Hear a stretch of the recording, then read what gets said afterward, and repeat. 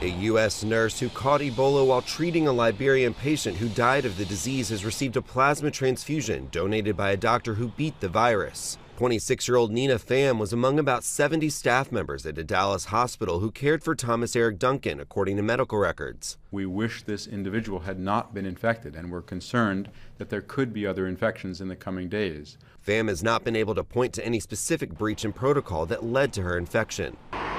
Meanwhile, in Germany, a United Nations medical worker who was infected with Ebola in Liberia has died. The 56-year-old man, who has not been identified, tested positive for the virus on October 6th, prompting Liberia's UN peacekeeping mission to place 41 staff members under observation.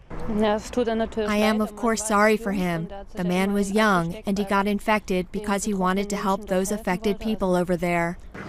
Human testing of an experimental Canadian-made Ebola vaccine began on Monday, with federal officials saying the drug could be shipped to West Africa within months if it proves successful. The phase 1 clinical trials that we are announcing today will be important in assessing whether the vaccine is safe for use in humans pre-exposure.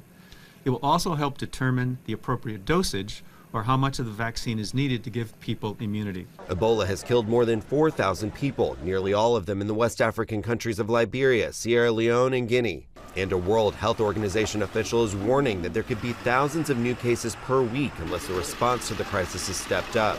Matthew Burgoyne, Associated Press.